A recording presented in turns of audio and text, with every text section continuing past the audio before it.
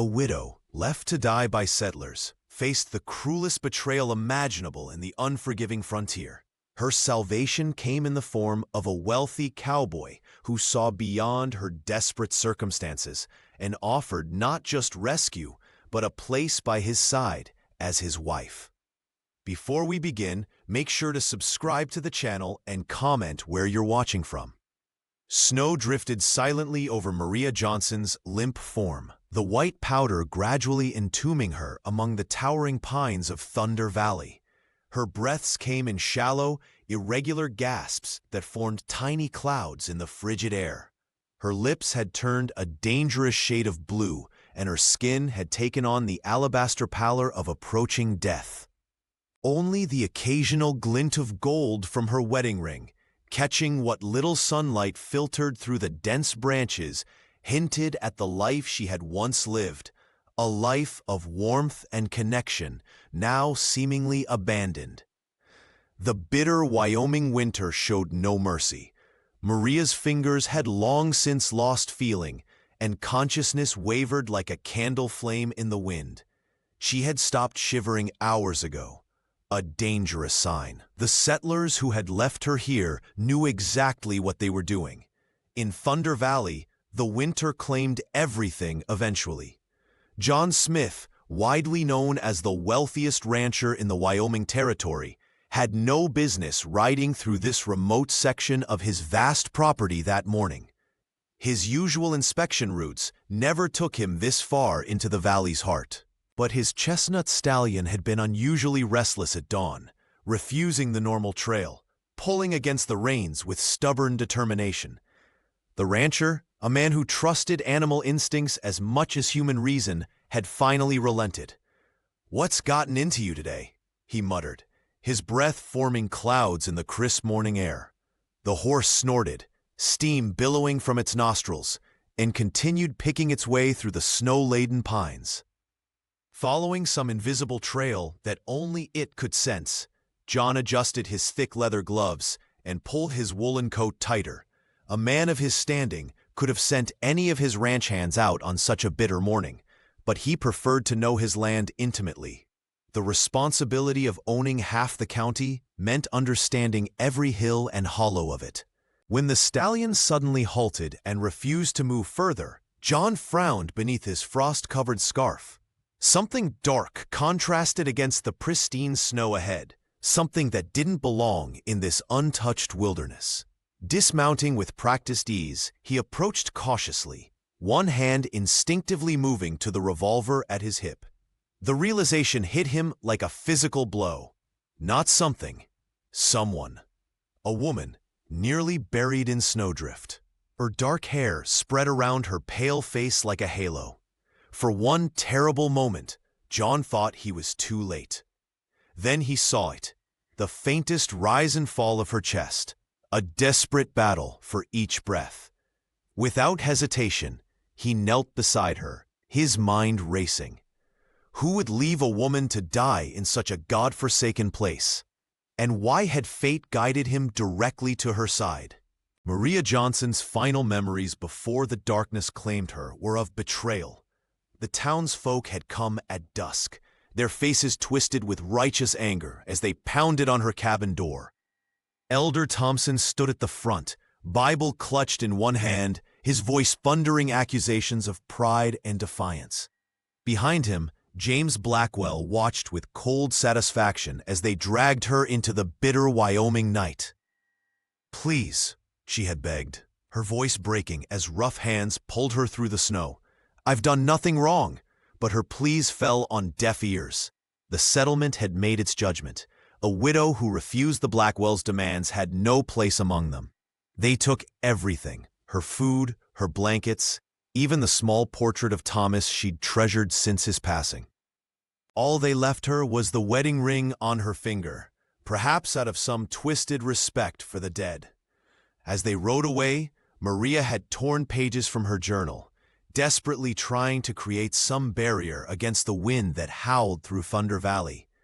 But the bitter gusts had scattered the pages like autumn leaves, carrying away her final attempt at warmth.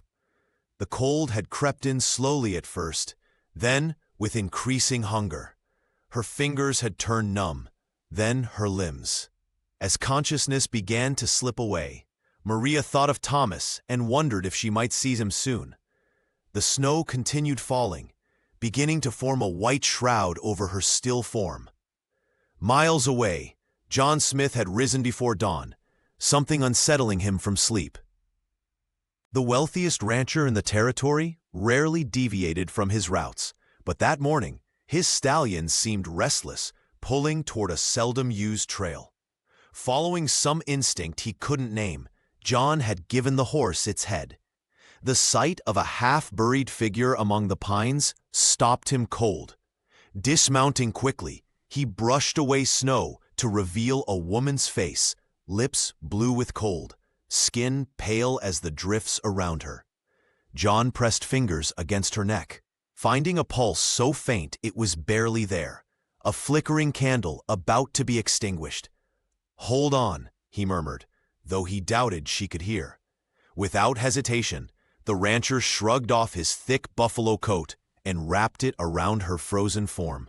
He lifted Maria into his saddle with careful strength, mounting behind her and cradling her against his chest to share what warmth he could. As he turned his horse toward Smith Ranch, John's jaw set with determination. Whoever had left this woman to die would answer for it.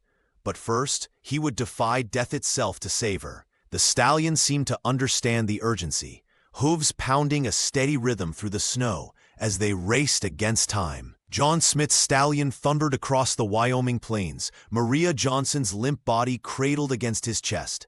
The sprawling Smith Ranch appeared on the horizon, its wooden structures standing proud against the vast landscape. As they approached, John shouted orders that sent the ranch hands scrambling. Helen Davis, the housekeeper who had served the Smith family for over 15 years, heard the commotion and rushed to the doorway. Her eyes widened at the sight of the half-frozen woman in her employer's arms.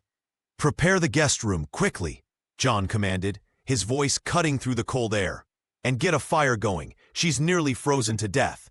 The matronly housekeeper moved with surprising speed for her age, her practiced hands stripping the bed and replacing the linens with fresh ones. She placed warming pans beneath the mattress as John carried Maria through the doorway, his face etched with concern. "Who would do such a thing?" Helen whispered, watching as her employer gently laid the unconscious woman on the bed. The rancher's jaw tightened, anger flashing in his eyes. "Someone who'll answer for it," he replied, his voice low and dangerous. "Mike!" he called out. Mike Brown, the loyal foreman who had worked the Smith Ranch for nearly a decade, appeared in the doorway, his weathered face questioning. "Ride for Dr. Johnson. Tell him it's life or death," John ordered. The foreman nodded once and was gone, the sound of hoofbeats fading as he raced toward town. Helen worked methodically, removing Maria's frozen outer garments and wrapping her in layers of blankets. From a cedar chest, she pulled out her grandmother's quilt, a family heirloom she had never before used for a stranger. "This quilt has warmed 5 generations," she murmured, tucking it around Maria's still form. "It won't fail you now." The housekeeper moved about the room, stoking the fire until it roared in the hearth, casting dancing shadows across the walls. As she worked, she whispered prayers, old ones her mother had taught her, meant to guide lost souls home. John stood by the window, his tall frame silhouetted against the fading light, his hands clenched and unclenched at his sides, his thoughts clearly on vengeance. In the firelight, something caught Helen's eye, a gold band on Maria's left hand. The wedding ring gleamed, despite the ordeal its wearer had endured, its circle unbroken. Helen gently adjusted Maria's hand atop the quilt, the simple band a poignant reminder that this woman had once been loved, had once had a life before whatever tragedy had brought her to Thunder Valley. "She's someone's wife," Helen said softly. John turned from the window, his expression softening as he looked at the ring. "And now she's our responsibility," he answered, his voice resolute as they settled in to wait for the doctor. Dr. Robert Johnson arrived as dusk fell, the last rays of sunlight disappearing behind the snow-capped mountains of Wyoming. He stomped his boots at the entrance of Smith Ranch, shaking off the heavy snow that clung to his weathered coat. Helen Davis ushered him quickly to the guest room, her face etched with worry. "She's been like this since John brought her in," the housekeeper explained, leading the doctor to Maria's bedside. The physician's experienced hands moved methodically as he examined Maria Johnson's pale form. Her skin felt like ice beneath his touch, her breathing shallow and labored. The doctor pressed his fingers against her wrist, counting the faint pulse that fluttered there. "It's a miracle she's alive," he muttered, opening his medical bag. "Most folks wouldn't survive a night in Thunder Valley during this weather." Helen hovered nearby, ready to assist, as the doctor called for hot water and clean cloths. "Will she make it?" she asked, her voice barely above a whisper. "Hard to say," Dr. Johnson replied, measuring a dose of fever medicine. "The next few hours will tell. The cold has taken a fierce hold, but she's fighting." John Smith appeared in the doorway, his tall frame casting a long shadow across the room. The wealthy rancher's face remained stoic, but concern flickered in his eyes as he watched the doctor work. "I've done what I can," the physician said, finally packing away his instruments. "Keep her warm, give her the medicine every 4 hours, and pray." After the doctor departed, John paced the hallways of his sprawling home, unable to find rest. The grandfather clock in the foyer chimed 11, then midnight, then 1, marking the slow passage of time as a blizzard raged outside. Every hour, he returned to Maria's bedside, watching the gentle rise and fall of her chest beneath Helen's grandmother's quilt. During one such visit, he noticed the gold wedding ring still on Maria's finger, catching the firelight from the hearth. Who had she been before the settlers condemned her? What life had she known before being abandoned in the wilderness? Mike Brown, his loyal foreman, found him there as dawn approached. "You should rest, boss," he suggested quietly. John shook his head. "I can't explain it, Mike. Finding her wasn't chance. I was meant to ride that trail." The rancher pulled a chair closer to the bed and settled in, determined to be there when, not if, Maria opened her eyes. He wouldn't let the cold claim her, not when he'd risked everything to bring her back from death's doorstep. In the quiet of the early morning, John Smith made a silent promise to the stranger fighting for life under his roof. She would not face whatever battles lay ahead alone. Darkness fell over the Smith Ranch as Maria Johnson's body fought against the cold that had nearly claimed her life. Sweat beaded on her forehead despite the chill that seemed lodged in her bones. In her fevered state, she thrashed against invisible hands, murmuring pleas that fell on deaf ears. The faces of the settlers who had condemned her swirled in her mind. Elder Thompson's righteous sneer, James Blackwell's cold eyes, and the blank expressions of neighbors who had once shared bread at her table. "Please," she whispered, her voice barely audible above the crackling fire. "Thomas, help me." Helen Davis sat vigilant beside the bed, a basin of cool water at her side. The housekeeper's weathered hands wrung out another cloth, placing it gently on Maria's burning forehead. Each time Maria called for her deceased husband, Helen's heart constricted with familiar pain. She knew the hollow ache of widowhood all too well. "Hush now," Helen whispered, dabbing the sweat from Maria's neck. "You're safe here. No one will hurt you again." Outside, the Wyoming wind howled against the windows, as if the very elements that had nearly taken Maria were demanding her return. Helen pulled her shawl tighter and added another log to the fire, determined to keep death at bay. The flames cast dancing shadows across the quilt, her grandmother's handiwork, pieced together from scraps of hope during another harsh winter decades ago. Through the night, Maria's fever raged. She called out for Thomas, described pages of her journal scattering in the wind, and sometimes simply wept. Helen remained steadfast, offering sips of water when possible, and murmuring prayers that sustained her through her own darkest hours. "The Lord tests us, but He doesn't abandon us," she told the unconscious woman, adjusting the quilt around her shoulders. "He brought John Smith to you for a reason." Near midnight, John appeared at the doorway, his tall frame silhouetted against the hallway lamp. "Any change?" he asked, his voice low with concern. "Still fighting," Helen replied.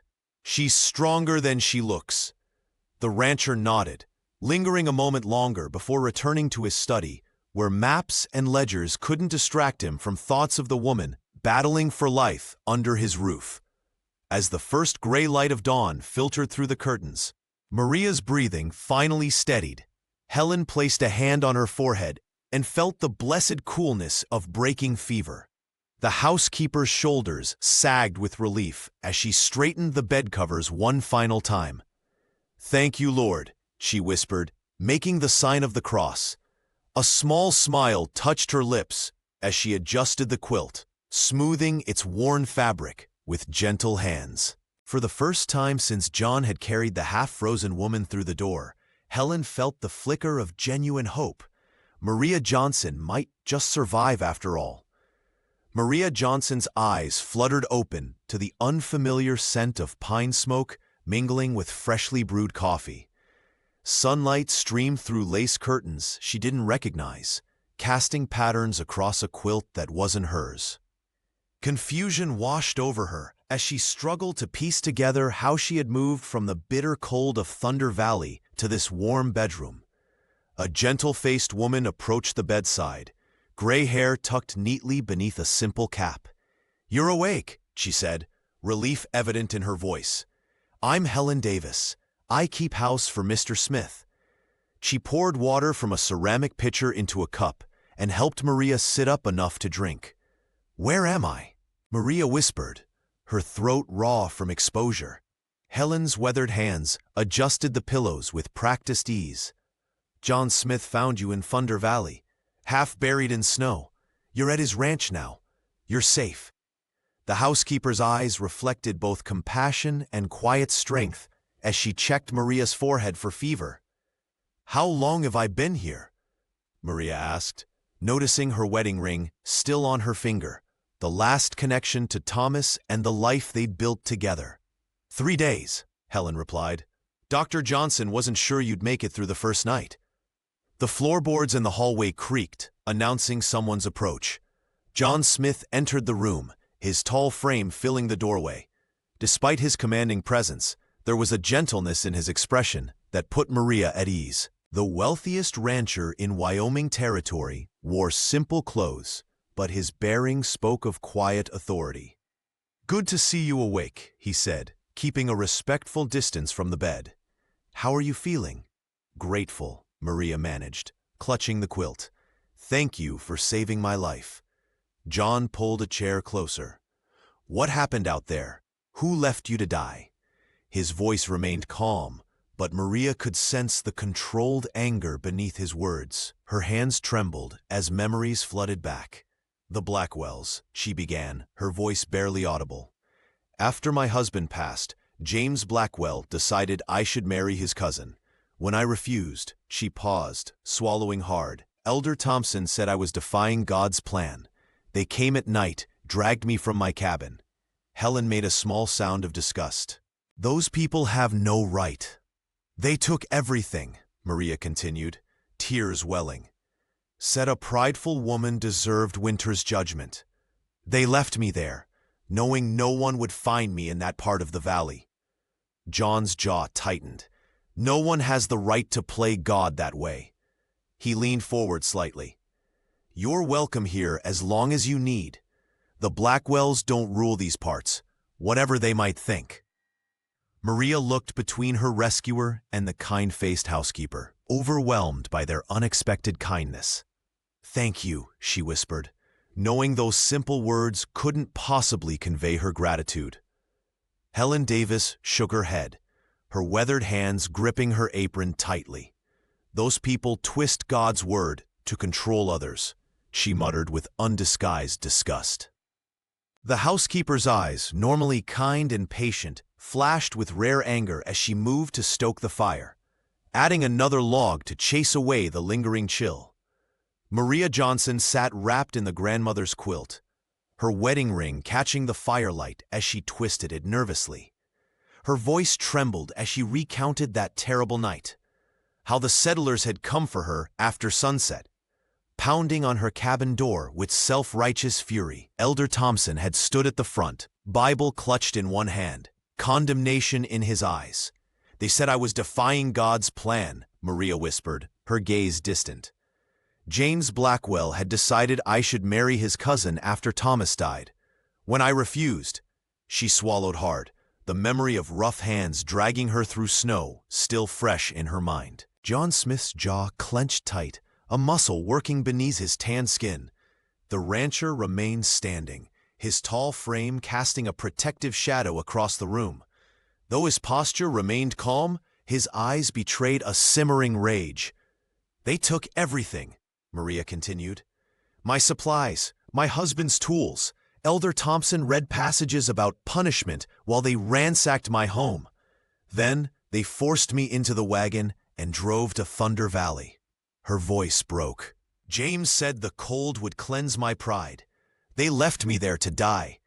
Helen muttered something that sounded suspiciously like a curse, quickly followed by a prayer.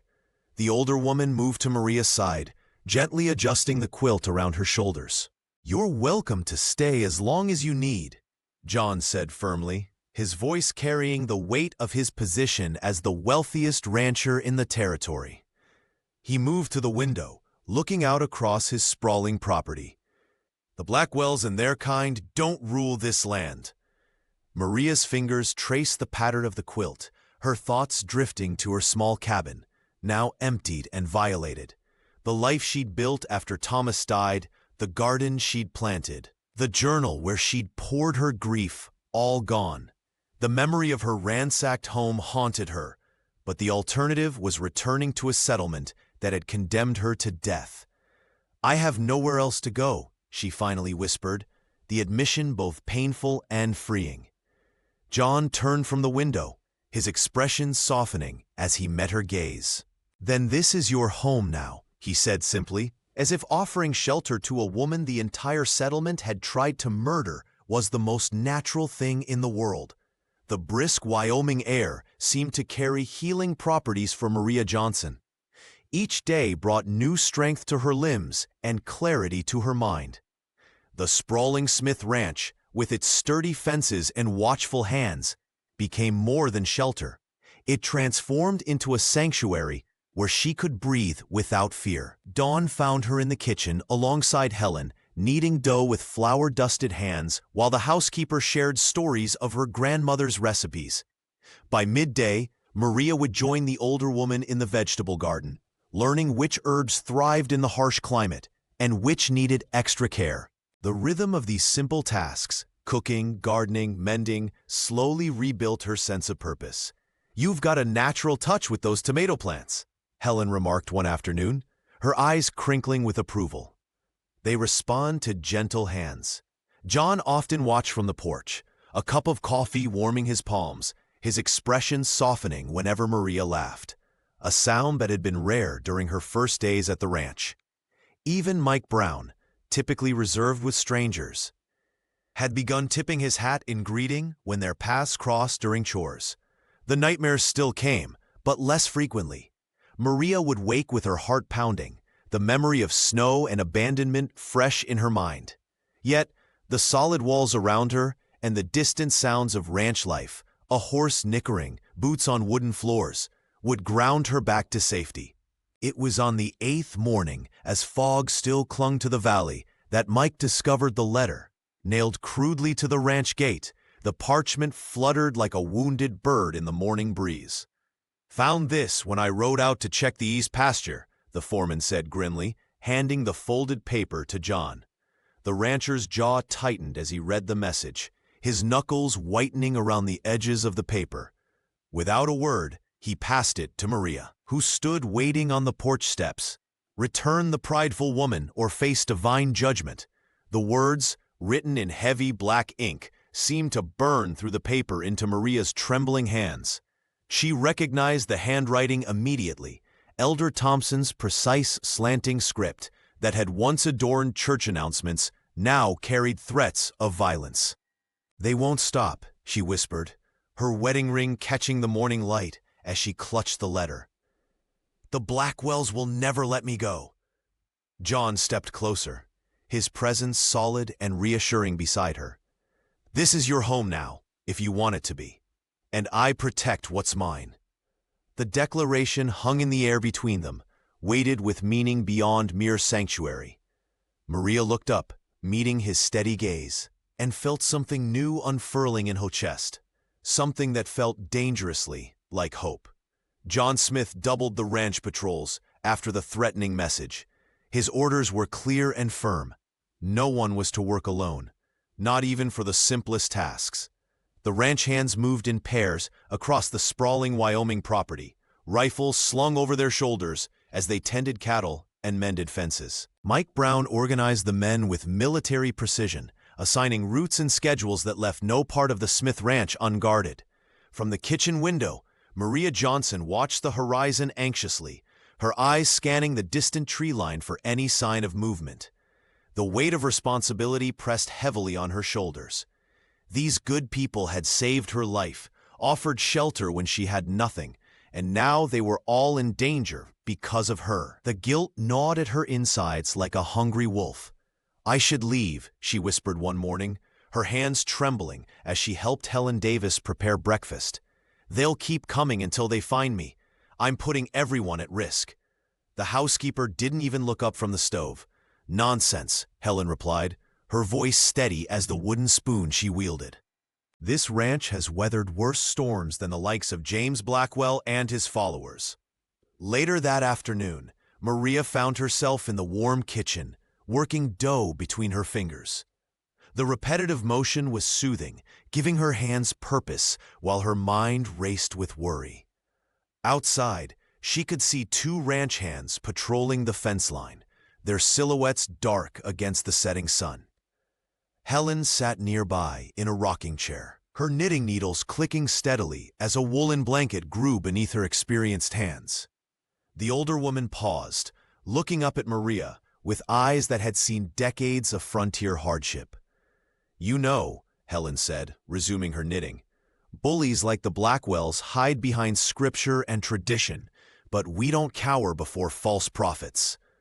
Her needles clicked faster, punctuating her words. "My grandmother faced down raiders during the early days of the territory, said the only thing evil needs to flourish is good folks doing nothing." Maria pushed her palms into the bread dough with renewed vigor, feeling something strengthen inside her with each press and fold. The kitchen filled with the defiant scent of fresh loaves, a homely aroma that somehow felt like resistance itself. "John won't let them take you," Helen continued softly. "Neither will I." Maria nodded, her throat tight with emotion as she shaped the dough into loaves. For the first time since being abandoned in Thunder Valley, she felt something beyond mere gratitude, a sense of belonging, of being worth fighting for. The bread would feed those who now stood guard for her sake, and in this small way she could begin to repay their courage with her own. Tensions gripped Smith Ranch like a vice.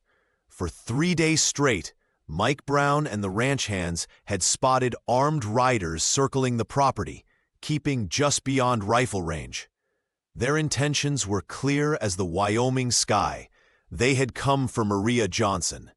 John Smith stood on his porch at dawn, telescope in hand. Watching the distant figures, he recognized the lead rider immediately. James Blackwell had a distinctive way of sitting a horse, leaning slightly forward as if perpetually eager to charge. "They're getting bolder," Mike said, joining his employer. The foreman's hand rested casually on his holstered revolver, his eyes never leaving the horizon. "Should I gather the men?" John nodded. "Have them ready, but no one fires unless fired upon." By midday, John had mounted his stallion and ridden alone to the pasture's edge. The boundary between his land and the open territory was marked by nothing more than a simple fence line. Yet it might as well have been a fortress wall, given what it now represented. James Blackwell approached from the other side, flanked by two men with rifles across their saddles. The leader of the Blackwell family wore the smug expression of a man accustomed to getting his way. His black coat and hat stood in stark contrast to the pale winter landscape. The two men faced each other across the fence, neither speaking at first. The only sounds were the soft nickering of horses and the whistle of wind through the bare branches. "You're harboring a woman who defied God's will," James finally said, his voice carrying across the cold air. "I'm protecting someone you left to die," John replied evenly. "That's not God's will. That's murder." James's face darkened. "You have 3 days to send her out, Smith, or we'll come for her. The settlement won't stand for this defiance." "This is my land," John said, his tone leaving no room for negotiation, "and she stays under my protection." The rancher toned his horse without waiting for a response, but James's parting words followed him. "Then her blood is on your hands." That evening, as darkness settled over the ranch, John gathered everyone in the main house. Ranch hands filled the sitting room, their faces grim in the lamplight. Helen Davis stood protectively near Maria, who sat straight-backed in a chair by the fireplace. "The Blackwells have made their intentions clear," John announced. "They're coming." Maria looked around at these people who had become her defenders. "I could leave," she offered quietly. "I don't want anyone hurt because of me." "No," John said firmly, meeting her gaze. "This isn't just about you anymore. It's about standing against men who think they can be judge and executioner." The ranch hands nodded in agreement, their determination palpable in the room. The battle lines had been drawn, and Smith Ranch was preparing for war. The creaking floorboards betrayed Maria Johnson's midnight wanderings. Sleep had become her enemy, filled with faces of those who had condemned her to die in Thunder Valley. Wrapped in Helen's borrowed shawl, she drifted through the darkened ranch house like a restless spirit, drawn to the thin line of light beneath John's study door. She hesitated before knocking softly. Inside, John Smith sat hunched over his desk, lamp oil burning low as he studied maps spread across the worn oak surface. Red lines marked patrol routes, X's indicated vulnerable points along the property boundary. His fingers traced the northern fence line where they'd spotted riders earlier that day. "You should be resting," he said without looking up, somehow sensing her presence. Maria stepped into the warmth of the study, the scent of leather-bound books and pipe tobacco hanging in the air.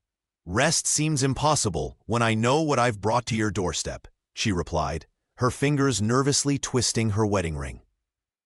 The rancher gestured to a chair across from him. His eyes, though tired, remained alert and determined. Maria noticed the revolver resting beside the inkwell, a stark reminder of their reality. "Why are you risking everything for me?" she asked, her voice barely above a whisper. "Your ranch, your people, your life. The Blackwells won't stop. You barely know me." John looked up, his gaze unwavering as he set down his pencil. The lamplight cast deep shadows across his face, highlighting the resolve etched there. "I knew enough the moment I found you in that snow," he said. "No one deserves what they did to you." "But your ranch has weathered worse," he interrupted gently. "This land has seen drought, blizzards, and cattle thieves. The Blackwells are just another storm to weather." Maria's hands trembled slightly. "Elder Thompson has half the territory believing I'm some kind of heretic." John's expression hardened at the mention of the religious leader. "Men like Thompson twist faith into a weapon. I've seen it before." He stood, moving to the window to scan the darkness beyond. "Because some things are worth fighting for, and some people too. I won't let them hurt you again." The words, simple and honest, lit a new hope inside Maria. For the first time since being dragged from her cabin, she felt truly safe, not just sheltered, but protected by something stronger than walls. "Thank you," she whispered, the inadequacy of the words hanging between them. The rancher nodded, understanding what remained unspoken. In the quiet of the study, With danger circling their sanctuary, something shifted between them. A connection forged in crisis but rooted in something deeper. Outside, the Wyoming wind howled like a warning, but inside, Maria felt her resolve strengthen alongside John's. Whatever came next, they would face it together. The broken fence post was discovered just as the first light of dawn crept over the Wyoming hills. Mike Brown had been making his usual morning rounds when he spotted it. Splintered wood, marked with a crude cross carved deep into the grain. The foreman's face darkened as he examined the deliberate damage, knowing instantly it wasn't the work of weather or wildlife. "They've been here," Mike announced grimly when he returned to the main house, where John Smith and Maria Johnson were sharing coffee at the kitchen table. Helen Davis paused her breakfast preparations, wooden spoons suspended mid-stir as she listened. Maria's hands trembled slightly around her cup. "The Blackwells," she whispered. Not a question, but a certainty. The wedding ring on her finger caught the morning light as she set the cup down. John nodded, his jaw set in determination. "They think they can frighten us with these childish warnings." He stood and placed a reassuring hand on Maria's shoulder. "I'll gather the men." Within the hour, John had assembled the ranch hands near the damaged section. Maria insisted on coming along, standing tall beside the rancher as he explained the situation. The men exchanged knowing glances. They'd heard Maria's story by now, whispered around evening fires and during long rides. "This is our land," John declared, gesturing to the vast expanse of the Smith Ranch. "And Maria is under our protection now." The men nodded, faces solemn with purpose. Old Pete, who rarely spoke more than 3 words together, stepped forward. "We'll fix it stronger than before," he promised, already examining the splintered wood. Maria watched as the ranch hands worked together, replacing not just the marked post, but reinforcing the entire section. Their dedication moved her deeply. These men who barely knew her were risking James Blackwell's wrath on her behalf. During a brief rest, she brought water to the workers, her eyes meeting John's across the repaired fence line.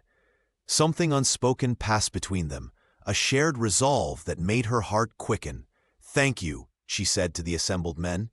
"I never expected to find such kindness after what happened." "You're one of us now," Mike replied simply, tipping his hat before returning to work. That evening, as lantern light glowed from the windows of the main house, Maria helped Helen prepare dinner for the tired workers.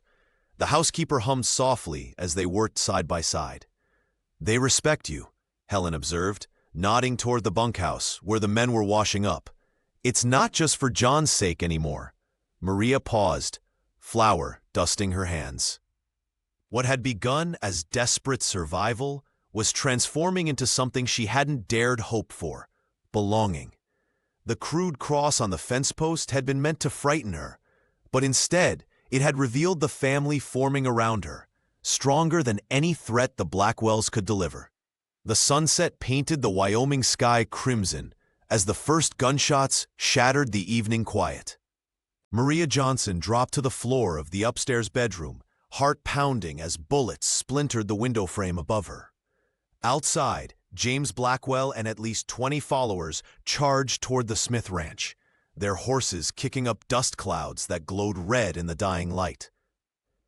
"They've finally come," she whispered, reaching for the Winchester rifle John had insisted she learn to use. Her hands trembled slightly, but she remembered his patient instructions at the shooting range behind the barn. The weight of the weapon felt strangely comforting now. Helen Davis appeared at her side, the housekeeper's usually gentle face set in grim determination. The older woman carried her late husband's shotgun with surprising confidence. "Stay low," Helen instructed, positioning herself at the adjacent window. "Aim for their horses if you can. It's harder to fight on foot." She pumped the shotgun with practiced ease, her years on the frontier evident in her steady hands.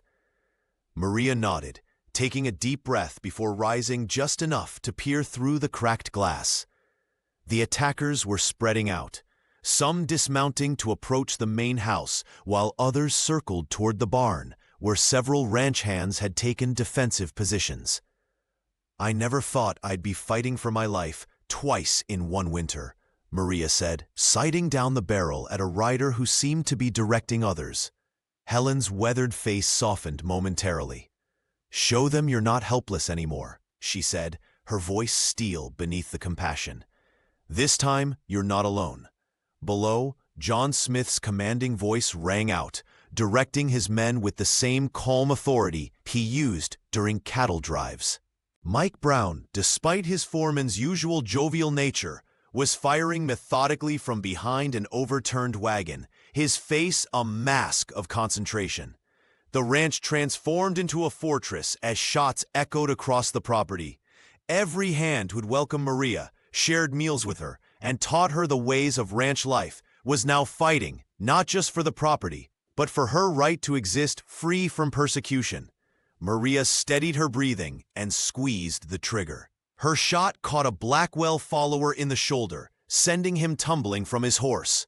The recoil bruised her shoulder, but she worked the lever and aimed again. "Elder Thompson is with them," Helen called out, pointing toward a figure hanging back behind the main assault. Maria's eyes narrowed as she recognized the man who had condemned her to die in Thunder Valley. The fear that had haunted her since that night crystallized into something harder, colder. A determination that straightened her spine and steadied her aim. "Not this time," she whispered, and fired again. The night exploded with gunfire as the battle raged on. Maria Johnson crouched by the upstairs window, her hands steady on her rifle despite the chaos below. Through the haze of gunpowder smoke, she watched John Smith orchestrating the ranch's defense with remarkable composure. His voice carried across the yard, issuing commands that transformed the panicked scramble into coordinated resistance. "Hold the west fence. Davis, take 2 men to the barn," John called out, his silhouette unmistakable even in the darkness. The wealthy rancher moved with purpose between positions, encouraging his men, reinforcing weak points before the attackers could exploit them. Maria admired his tactical mind. This wasn't just a man who knew cattle and land, he understood battle. She wondered briefly about his past before another volley of shots forced her attention back to her own position. A cry from the eastern corral made her heart stop. Mike Brown had fallen, clutching his shoulder as blood seeped between his fingers. 2 ranch hands immediately dragged the foreman behind a water trough, applying pressure to the wound. Despite losing their lieutenant, the defense didn't falter, a testament to John's leadership and the loyalty he inspired. "They're breaking through the south gate," Helen shouted from down the hall, her voice remarkably steady for a housekeeper who'd never imagined defending a home with firearms. Maria repositioned, aiming her rifle toward the new threat. Through her sights, she spotted James Blackwell himself, leading a charge of 6 men toward the main house. The man's face was contorted with righteous fury as he urged his followers forward. "The woman has bewitched Smith. God demands justice." His voice carried across the yard, but his religious fervor couldn't mask the personal vendetta in his eyes. The attackers reached the porch steps. John and 3 hands met them with shotguns, but they were outnumbered. Maria steadied her breathing, remembering her late husband Thomas's hunting lessons. She focused on James, the head of the snake. Her fingers squeezed the trigger. The rifle kicked against her shoulder. Below, James Blackwell jerked backward, tumbling from his horse into the mud. The bullet had found his thigh rather than his chest. Not a killing shot, but enough. The effect was immediate. Like puppets with cut strings, his followers hesitated, their unified purpose dissolving without their leader's momentum. Several broke away, retreating toward the darkness beyond the ranch's boundaries. "They're falling back," someone shouted from below. Maria exhaled slowly, watching as John directed men to secure the perimeter. The ranch had held. Bloodied but unbroken, they had withstood the assault. And in that moment, Maria realized she was no longer just a rescued widow. She had become a defender of this place she now called home. The first rays of morning light crept over the horizon, casting long shadows across the battered Smith Ranch. The night's battle had left its scars.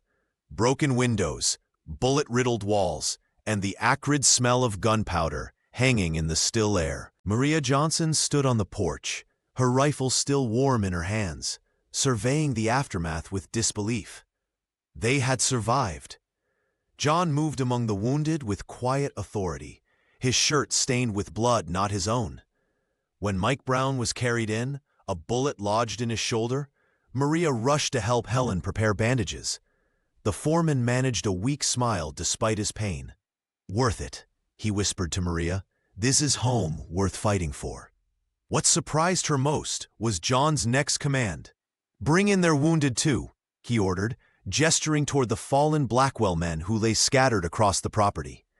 When one of the ranch hands protested, the rancher silenced him with a steady gaze. "We're not them. We don't leave people to die. Doctor." Robert Johnson worked tirelessly, moving between makeshift beds in the main house.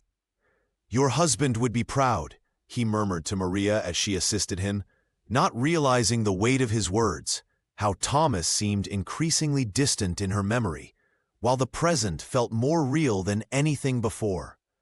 In the kitchen, Helen kept coffee brewing and soup simmering, her prayers a constant undertone to her work. "The Lord tests the righteous," she said, passing Maria a steaming cup. "But you stood firm. We all did." As the day progressed, Maria found herself drawn to the window overlooking the eastern pasture, where she'd once lain half dead in the snow. The woman abandoned there seemed like someone else entirely, a stranger whose life had ended so another could begin. She touched the wedding ring she still wore, a connection to a past that no longer defined her. John found her there at sunset, his face etched with exhaustion, but his eyes clear. "I've sent word to the marshal," he said. "What the Blackwells and Elder Thompson did, it can't stand anymore." Maria nodded, feeling the weight of transformation in her bones. "I'm not afraid of them now," she said softly. "I'm not the same person they left to die." He studied her face in the fading light, something unspoken passing between them. "No," he agreed, "you're much more." That night, as lanterns flickered across the ranch, Maria realized she had found something she never expected in this harsh territory. Not just survival, but a family forged in fire, bound by something stronger than blood. The woman in the snow had died after all, but what had risen in her place was someone who finally, truly lived. In the quiet aftermath of the battle, the Smith Ranch began to heal. Maria Johnson noticed the first wildflowers on her windowsill 3 days after the fighting ended. A humble bunch of prairie blooms tied with twine. No note accompanied them, but she recognized Mike Brown's handiwork in the careful arrangement.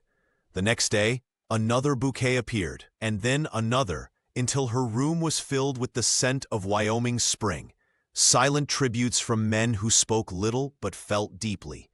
"They respect what you did," Helen Davis told her one morning, watching Maria arrange the latest offering in a mason jar. "Standing your ground like that. Most of them have never seen a woman fight the way you did." The ranch hands tipped their hats to Maria now when she passed, a gesture once reserved only for John Smith himself. Even as they repaired bullet-riddled walls and mended broken fences, there was a new sense of purpose in their movements. They were rebuilding something that now belonged to all of them.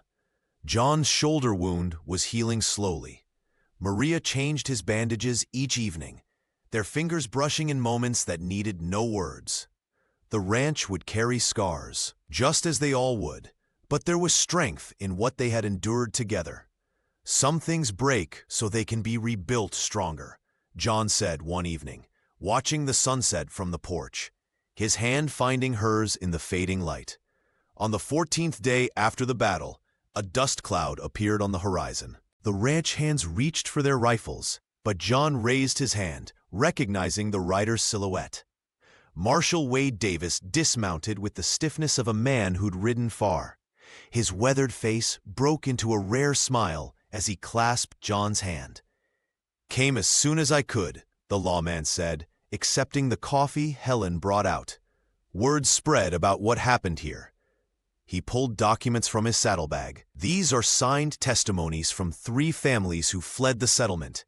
They've detailed years of abuse by the Blackwells and Elder Thompson. Forced marriages, stolen property, beatings disguised as discipline." Maria's hands trembled slightly as she leafed through the papers. "Federal marshals are riding from Cheyenne," Wade continued. "Should be here within the week. They're bringing warrants for James Blackwell and Thompson." That night, the ranch celebrated quietly. The justice they had fought for was finally approaching, not just for Maria, but for all who had suffered under the Blackwells' reign. As lantern lights spilled from the windows of the main house, Maria stood in the doorway, watching the people who had become her family. The tide had turned. What had begun with her rescue in Thunder Valley would end with justice for many. Word spread quickly through the Wyoming Territory. The Blackwells' iron grip was loosening, and families who had lived under their shadow for years began to flee. They arrived at Smith Ranch in small groups. First, a wagon with 3 children huddled beneath blankets. Then 2 families on foot, carrying what little they could salvage. Maria Johnson stood at the gate beside Helen Davis, watching the procession of weary travelers. She remembered her own desperate state when John Smith had found her half frozen in Thunder Valley. "We'll need more beds," Helen said practically, already calculating supplies, "and that stew pot won't feed 20 extra mouths." Maria nodded. "We'll manage. These people deserve safety." The ranch hands, led by Mike Brown, helped the newcomers settle in the barn and outbuildings, transforming workspaces into temporary homes.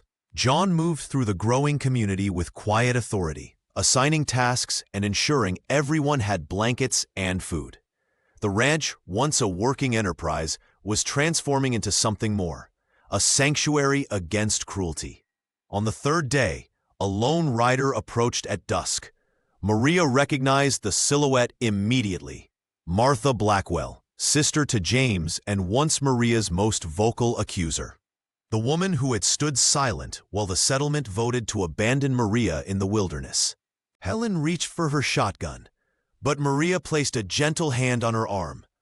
"Wait." Martha dismounted slowly, her face bruised, one arm held protectively against her ribs. "My brother discovered I was helping others escape," she explained, voice barely audible. This was his response. Maria studied the woman who had once condemned her. The proud, righteous Martha was gone, replaced by someone broken yet somehow stronger. "Why come here?" John asked, standing protectively beside Maria. "Because I'll testify," Martha answered, looking directly at Maria. "About everything, the false accusations, the punishments, what they did to you and others. The federal marshals need witnesses." A tense silence fell over the yard. The refugees watched, understanding the significance of a Blackwell turning against her own. Maria stepped forward. "There was a time I would have sent you away," she admitted. "But this place taught me something about second chances." Martha's eyes filled with tears. "I don't deserve." "It's not about deserving," Maria interrupted. "It's about doing what's right, even when it comes too late." She extended her hand. "You're speaking now, and that's what matters." That evening, as lamps glowed in every corner of the ranch, Maria watched Helen teaching settlement children to knit, while Martha quietly documented years of her brother's crimes. What had begun as one woman's rescue had become a revolution of truth against power, a transformation neither Maria nor John could have imagined when they first crossed paths in the frozen heart of Thunder Valley. The weight of testimony against Elder Thompson and the Blackwells grew heavier with each passing day. Stories of manipulation, threats, and violence poured in from families across the territory, creating a mountain of evidence that even the most skeptical lawman couldn't ignore. Marshal Wade Davis rode in with news that federal agents were less than 2 days away, their arrival promising justice that had been denied for too long. Elder Thompson, sensing his power slipping away like sand through fingers, gathered his most loyal followers for one final, desperate assault on Smith Ranch. They arrived at dawn, torches and rifles in hand, shouting scripture twisted to justify their violence. "They come like thieves in the night," Helen whispered from the window, her hands steady on her shotgun. Maria Johnson stood on the porch, her heart hammering but her resolve unshakable. Beside her stood Martha Blackwell, her former enemy now an unlikely ally, her face bearing the fading bruises of her brother's wrath. "You have no power here anymore," Maria called out, her voice carrying across the yard. "Your lies die today."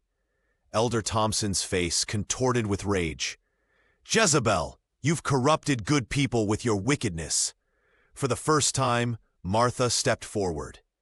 "Tell them about the girls you forced into marriage," she said, her voice trembling at first, then growing stronger. "Tell them about the money you took from my brother to look the other way when he beat his wife."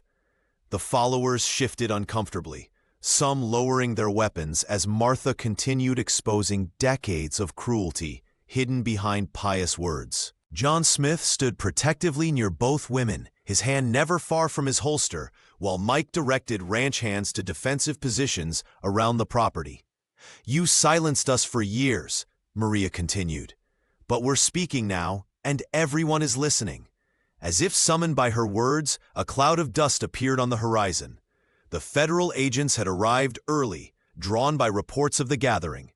Elder Thompson's face drained of color as he realized his moment had passed. The agents dismounted, led by a stern-faced man who produced warrants for both Thompson and James Blackwell.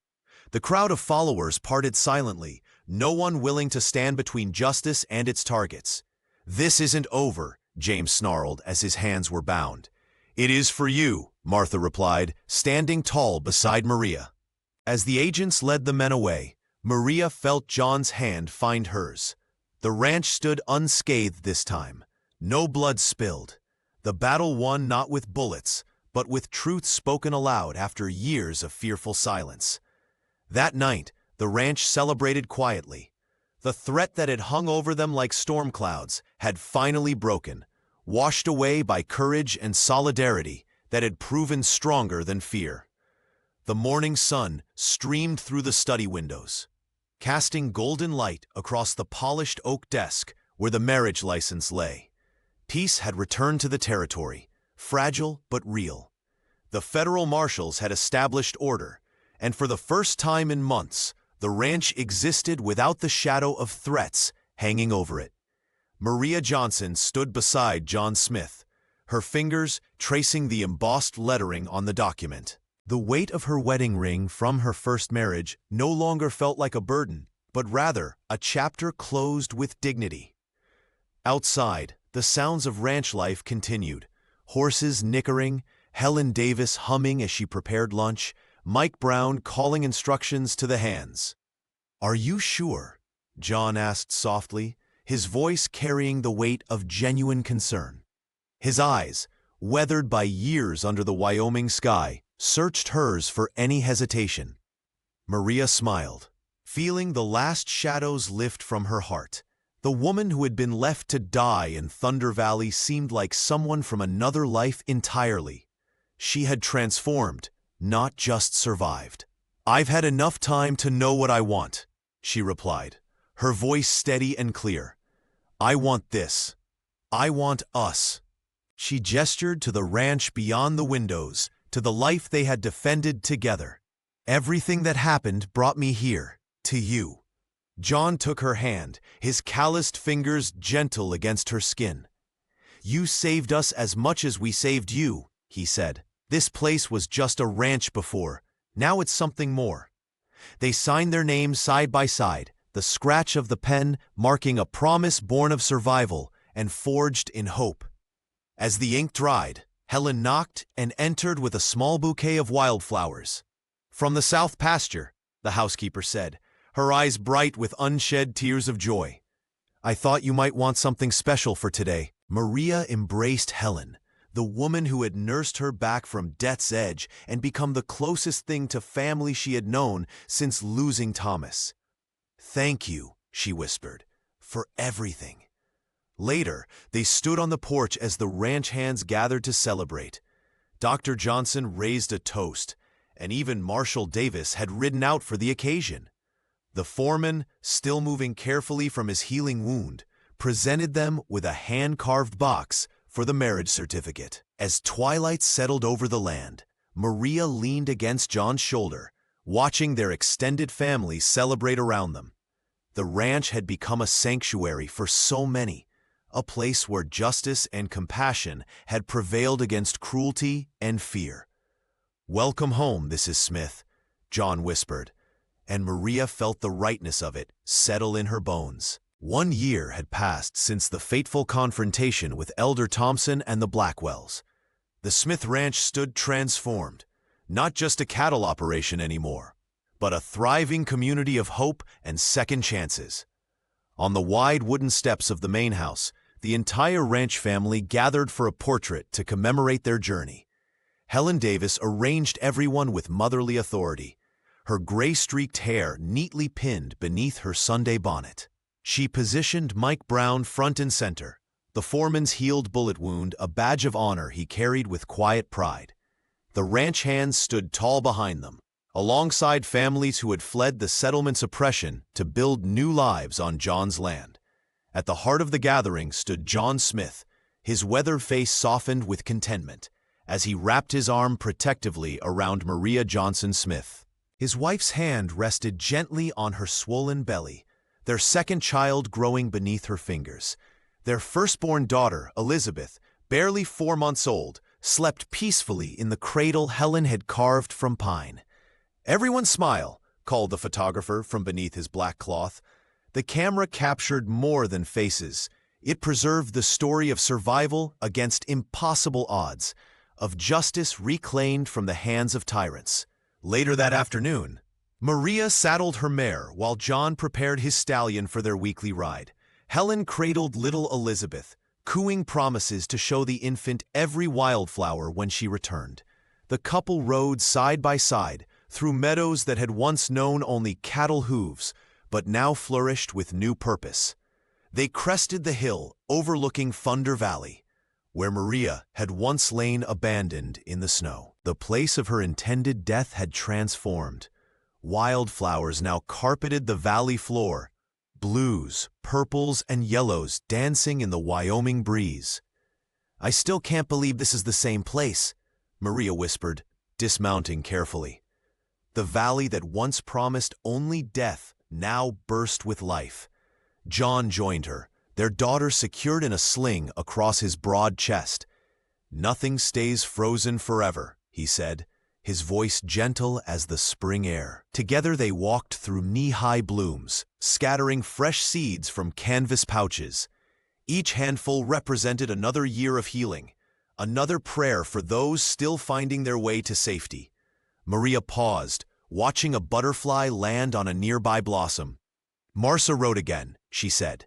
"The federal case against James is proceeding. She's helping 3 more families escape."